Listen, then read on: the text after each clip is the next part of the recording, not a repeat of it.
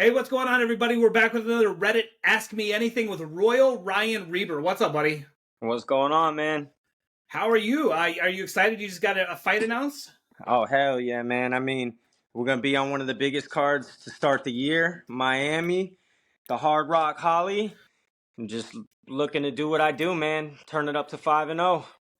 So the only thing that I'm super excited you're on this card. The only thing that has me wondering what the hell is why they have you as of On the right now. You're the on opening the prelim. undercard. Yeah, Yeah. the opening Bro, prelim. Danny Alvarez just inboxed me and was like, "Bro, why'd they put you on the prelims?" So I just texted my manager. I was like, Yeah, "Yo." But, at the end of the day, man, that card is so stacked anyway. They'll probably end up moving me, hopefully. sure. And Yeah. if not, bro, I go take care of business early. My pay's still going to be the same.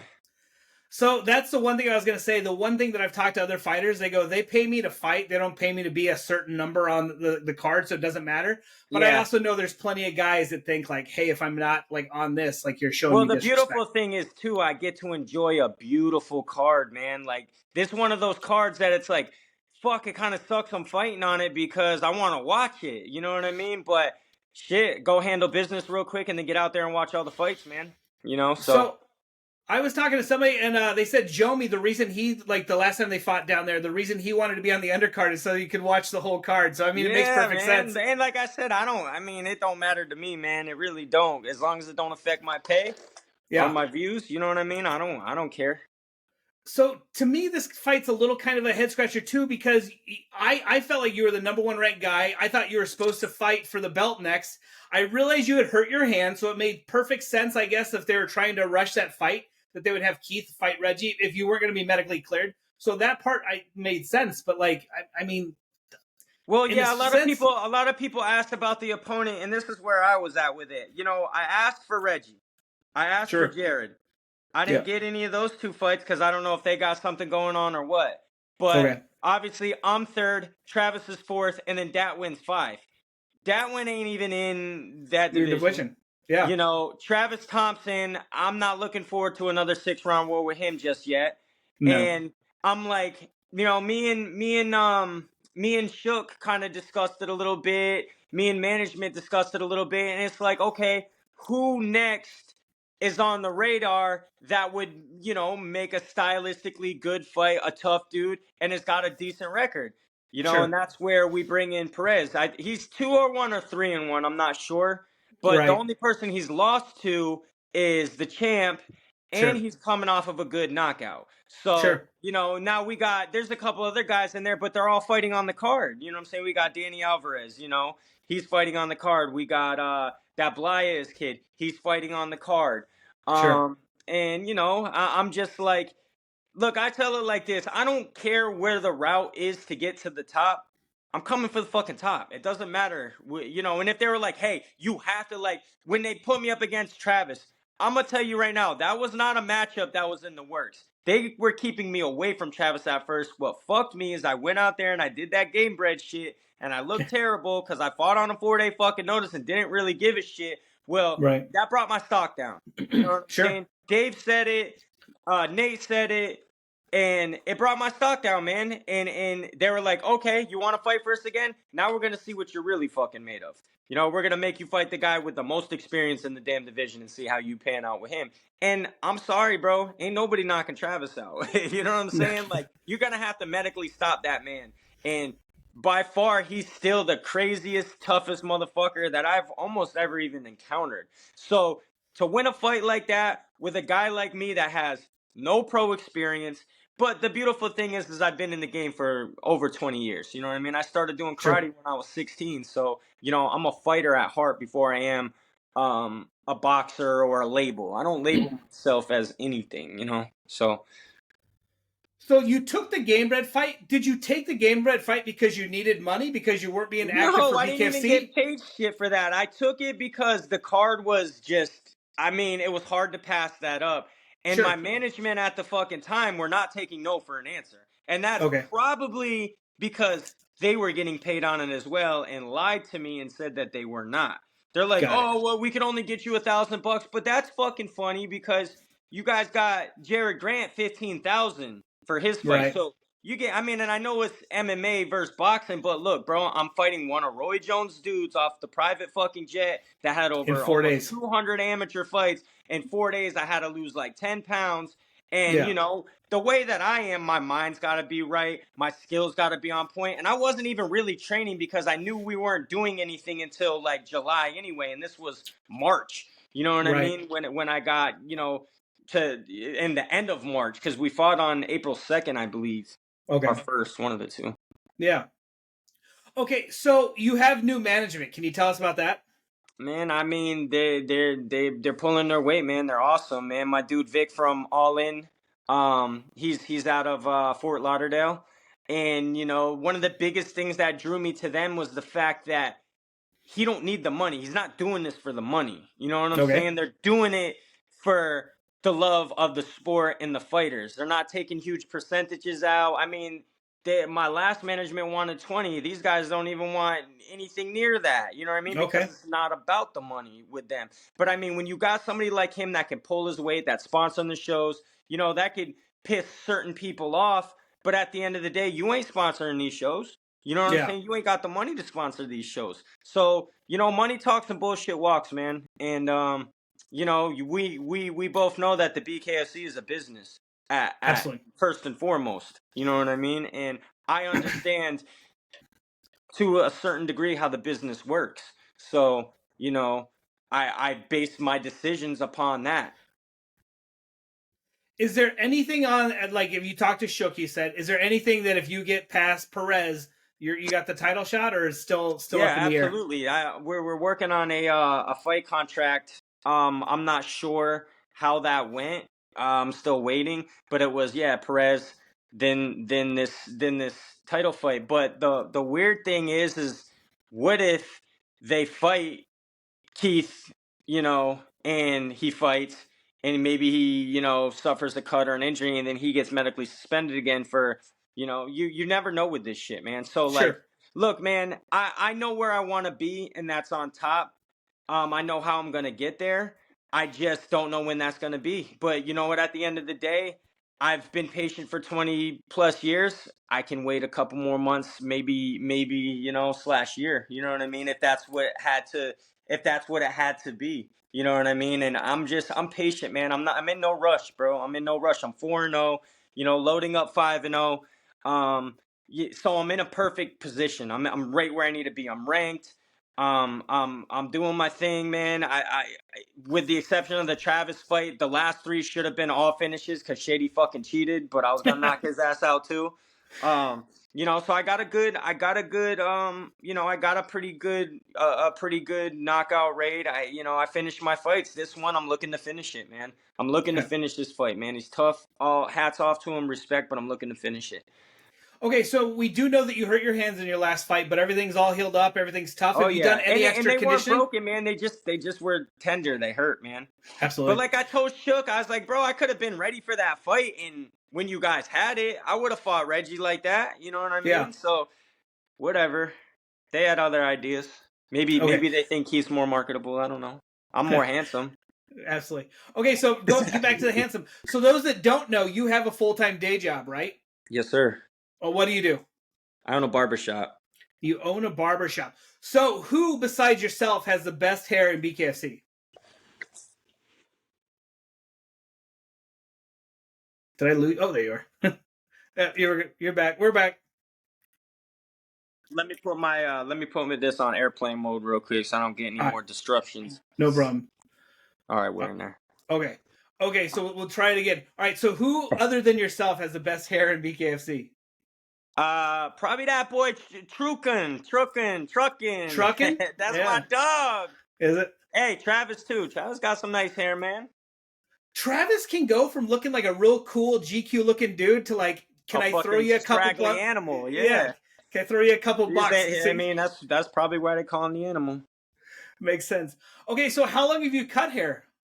For probably like 13 years. Oh wow, okay. So what made you get into that business?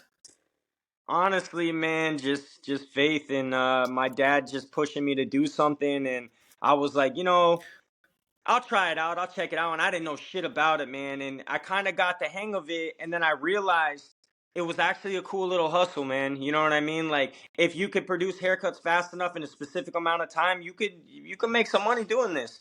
But at the end of the day, there's a cap. You know what I mean? You can only cut so much in a day, and you can only cut so much in a week. But I haven't hit that cap yet, so I'm still good, man. But it's Okay, so one of my favorite. Oh, sorry. Go ahead. no, you go ahead. I was gonna say one of my favorite places to hang out in Colorado was a barber shop, but they had he had cigars in there and a pool table, and it was like just a fun hangout spot. I don't have one of those Yeah, and I up here, mean and I miss it so much. that's what we do, man. I mean, we're like we're therapists in there too, man. I got my clients, they come in, they want to know about the fighting, or maybe they just want to talk about how fucked up their life is, and you know, I try to shoot them some good advice, man. I mean, that my number one thing, man, is I genuinely like to help people, man. I genuinely got a good heart, and I move with good intentions all the time. Not No, you're back. You're good. Don't worry. coming in, man. You're a popular Uh, guy. and it's it probably won't stop, man. But hopefully, It's all right.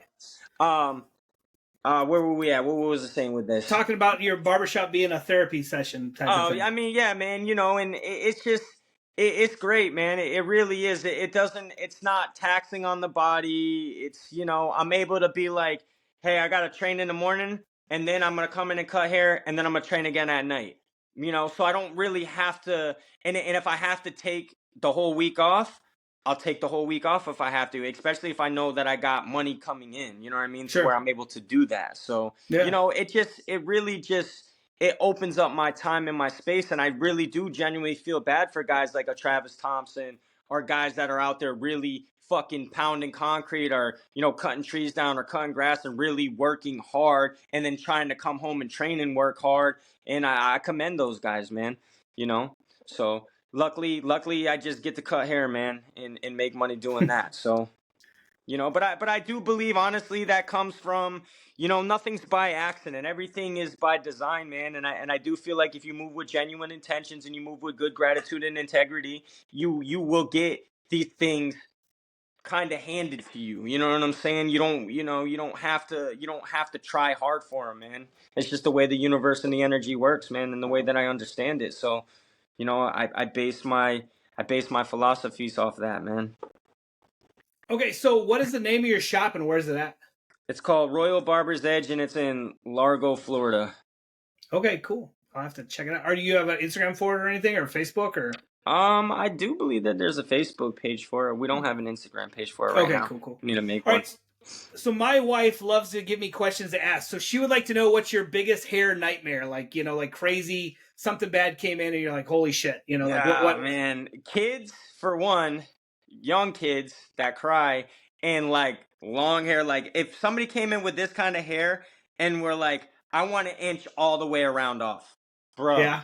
Because it's never gonna be even. You know what I'm saying? Like, it's gonna be as even as I can get it, but there's always gonna be another, and it's very time consuming. So like long hair shit, I'm not with it, man. My son, he wants to grow hair. Like I went ahead and did my hair so it looked good for you. I went ahead and shaved. I usually wear a hat, but I was like, I got to do my hair for you. So since we're gonna be on. Okay, so we always ask your friends and fellow fighters to give us a question for you. So JR would like to know your thoughts on the flat Earth. Look, I'm here to tell you, I don't know whether it's flat or it's round, but I will say this. You better open your fucking eyes, and you better do your own research, and you better ask the questions that need to be asked. Like, what is Operation High Jump? What is Operation Fishbowl? Why were they doing these things? Why are they keeping us out of Antarctica? I just want to know why. I'm not going to tell you it's flat. I'm not going to tell you it's round, but I'm going to tell you we're lied to. And I'm going to tell you that Wernher von Braun and NASA were very good friends. Do your research and follow the money. Do you enjoy a good conspiracy theory, or? Absolutely, man. I've been down that rabbit hole so deep that all I could tell you is the wise man once said nothing because the wise man knows nothing.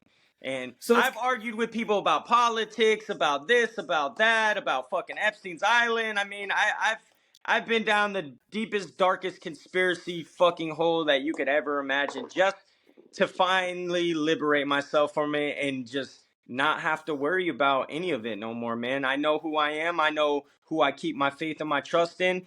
And I know where my energy resides, and that really is all that matters to me, man. You know, because you can't. I've spent so many years buying guns and ammo, and bugging out, and just be fucking go drive yourself crazy, man, because you just don't know, and you could go down a rabbit hole, and everything makes sense, and then finally the last thing you read makes no sense. You're like, whoa, Yeah. this doesn't make sense, man. And it hurts a lot of people's feelings because the unknown is real. You know what I'm saying? So when I be like, yeah, the earth's flat, motherfuckers lose their mind, man. They're like, oh, you're fucking stupid and you're a fucking idiot. And I'm like, yeah, well, do you know about Operation Fishbowl? What the fuck is that? No, no, no, no. So where do you base your hypothesis on? You know what I'm saying? About Sure. anything. Like, if you don't do your own fucking research, how are you gonna know what anything is? You know what I mean? And it's like it's kind of comical, but I don't argue with people, man. If you want to Yeah. call me stupid and think it's stupid, then cool, bro. It's stupid. That's interesting because we talked to Jake Ramos, Chris Camozzi's coach, a couple weeks ago, and he's same thing. He's like, I love a good conspiracy theory. He goes, the only thing I ask is you research, like do your own research. He goes, I'll Absolutely. talk to you about whatever. He goes, but if you don't do your own research and you're We just kind can't of talk. spouting off nonsense, yep, exactly.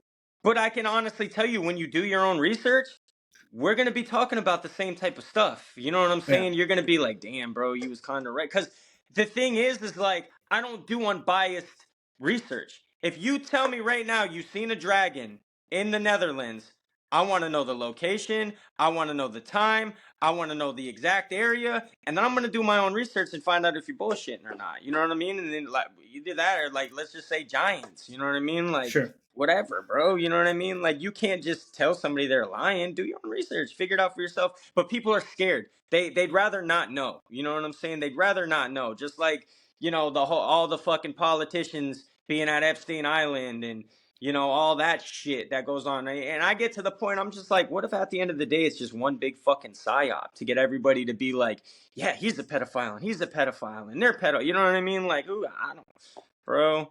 It's a whole shit show that I just don't even want to be involved in no more. So I took myself back out of it in like 2020 and I got myself back up into the gym and hit the ground running, man. It is kind of funny because you can see. Are you still there? Oh, there you are. Okay. So I was gonna say, so you can see like, yeah, you're good. It's like when you watch a fight and you're watching with your own eyes and you see something completely different than what the commentators. The commentators like, oh, so and so's winning. And you're like, he hasn't landed a punch. Like if you have somebody feeding you information, then eventually you start believing them. So you got to like believe with your own eyes and know what the hell you're talking about, or what you're seeing. Oh yeah, 100%. But like I said, a lot of people. I just feel like a lot of people move around fucking with no soul, man. To be honest with you, I feel like they're just empty bodies. You know what I mean? And I'm to the point, man, with all the research and all the things that I've done, is I just feel like we're human beings. We're these souls having human experiences, man. It's energy. We live in a motherboard. If you look at an aerial view of either the pyramids or just the city or any of those things, it's a motherboard. And where I do believe we're in an enclosed dome, you know what I mean? And it's a test. It's a test for your fucking mind, it's a test for your heart, and it's a test for your soul. And I do honestly believe that. And I mean, it is what it is. And I know that I don't know it all. And I believe that based upon the research that I've done. You know what I mean? I do, man. I believe this is a test. And people who don't move with good, pure intentions, they don't win at the end of the day. They don't, man. You ain't gonna win in life, and then you're gonna have to do this shit back over again, because energy never dies. It just changes places, and a lot of people don't know their laws of energy, whether it be the law of abundance, the law of attraction, the law of transmutation of energy, any of those things, man. People don't pay attention because you got to, because shit is not free, man. You gotta fucking at least pay attention. If you don't, that's the currency, man, is your mind, man. You gotta pay attention, or you will get run over in these streets, man. No matter what it is, it could be fighting, it could be, and that's where I believe a lot of what I got, especially on these younger cats, man, is the mindset. You know what I mean? I've been in a lot of fucked up situations that could have either broke me or formed a diamond, man. And instead of breaking me, they just continue to form a diamond, man. And keep pushing forward. And everybody's got some sort of crazy ass story. I'm sure everybody could tell you something crazy that would blow your mind, but Yeah. I've put myself in quite a few that, would normally bust the average person's fucking pipes, man. And you know, I was able to make it out of these situations with my mind, man. And a lot of people, when you ask a fighter like, what do you think the most important thing about training to fight is? So if you want to get a good physique, what do? You work out and you eat good. If you want to become faster, you do faster drills. If you want to become more powerful, you do power drills. Well, a lot of people, they don't work this. They don't Sure. meditate. They don't do the mental work. So when you get put in a situation, whether it's a big show or, something you're not used to, you buckle, man. You fold under pressure because you didn't work your mind. You know what I mean? And a lot of people, they forget about that. And I stress to a lot of people, meditate. There's something so special about emptying your mind and just being in a place of total emptiness. And once your mind starts wandering off, you bring it right back in because you are not your thoughts. And people don't understand that shit, man. And the quicker you can understand that, the quicker you can become powerful and you can get what you want. Okay, so bringing this up, circling back to fighting, would you say that's the reason you won that 6th round is because you're so mentally tough and you know what I mean? Like, you think going in that 5th round, you could tell, or like going in the 6th round, you could tell you guys are both, like.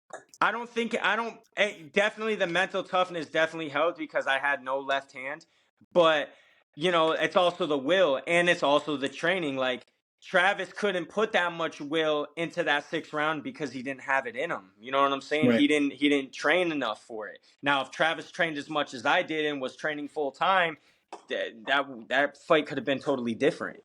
You know what I'm Right. saying? But I knew what I was up against too. I knew where he trained. I knew that he came down to Florida for training camps. I knew a lot of things about him.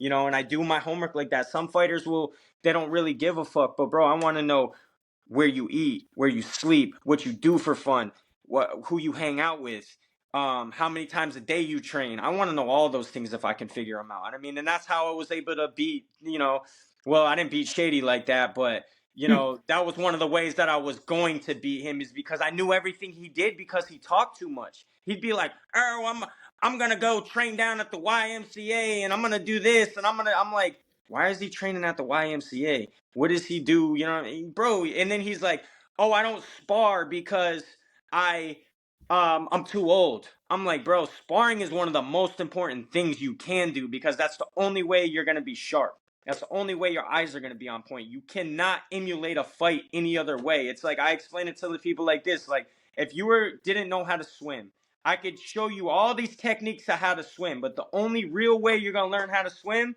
is when you get in that motherfucking water. You know what I'm saying? So the only way you're going to learn how to fight is when you get these hands dirty, when you get, you know what I mean? When you get in there and you actually do that shit. So I knew all those things, man, and I'm able to utilize those things. You know what I mean? So Okay, so what does Ryan Reber do for fun? What do you do for fun when you're not cutting hair and fighting? like shit, man. I'm mostly fucking cutting hair and fighting, and then if I'm not there, I'm with my family, man. I spend time with my kids, or the I know a lot of people, but I only really associate with very few, man. So Sure. I don't know, man. I'm not really a drinker. I cut off smoking, at least a month out before my fights, man. I take this shit serious, man, because I'm not getting any younger. I'm at that age where I probably got maybe a good four years left. But I mean, look what I already accomplished in just 2. So 4 is a Sure. lifetime, in my opinion. So, yeah, man, all work, no play makes Royal a dull boy. Yeah. Okay, so at what point did you know you wanted to be a bare knuckle fighter? Like, you saw it and you said, I got to do that? Nah, Or. hell no. Like, I tried out just fucking off, really, and Dave picked me at the Wow. Lorenzo tryout. You know what I mean? And Okay. I was like, "Listen, bro, I'm not gonna lie to you or myself. I don't know nothing about this. Kevin Smith is the one who put me on and told me to just try out for publicity, and you picked me, bro." I said, "I'm not gonna lie to you, man. I'm not taking no contract. They were gonna sign me to a contract for 5 fights for 2,000 apiece." And I was just Right. like, "Hell no, bro." Right. And then the universe kept pulling me back in. I met Julian Lane through my boxing gym. We started kicking it. And then I was just like, "You know what, bro?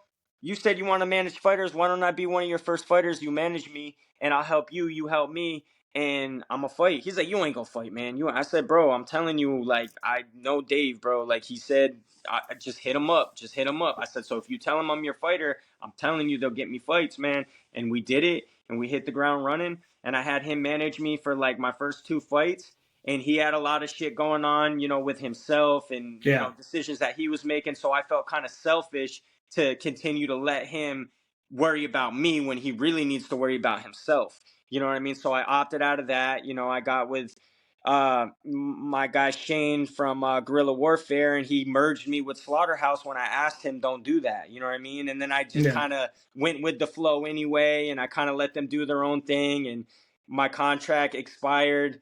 So I was like, you know what, man? I mean, let me see what else is out there, and let me see what these guys can do for me. You know what I mean? Sure. And that's where I'm at right now. So where are you training at now? I train out of Clearwater, Florida, at a place called Battle Zone, and I also train with Dave Mundell's personal trainer, Nick Ruiz. Because I mean, you Okay. see what that boy Dave's doing, and Yeah. look, I mean, I was always taught like this, man. Show me your 5 friends, and I'm gonna show you your future. So, I choose to surround myself with winners, man, with people that not only know where they're going, know where they want to go, and it ain't about your pockets, man. I don't care if you got fucking $1 million in your bank account. I care if you got $1 million in your fucking heart, bro. I care if Awesome. you know what I'm saying. You're down for me the way I'm down for you. You know what I mean? And that's what a friendship is. It's not, hey, I'm gonna do all this shit for you. You do all this shit for me type deal. It's like, if I'm in a bind and you help me, and you're in a bind, I'm definitely gonna help you, and that's just the way it's gonna go, man. And like I said, I don't care if you're the fucking janitor. I know janitors, man, that don't make shit for money, that are genuinely like my bum that comes into the shop to sweep up. You know what I mean? That's a genuine ass dude right there. Sure. So it's just, I don't care what your label is, man. I just care how you are as a person and how you treat people. Most importantly. Okay, well, I feel like I've taken up enough of your time. I'm super excited to watch you fight. I want you to go spend time with your family. It's the holidays, so thanks so much. We appreciate you being so active on the Reddit. Thank you a lot for that, and I can't wait to see you get a win. That'll be awesome. Hey, man, I appreciate you, my man. All right, have a great day. Thanks, bud. You too.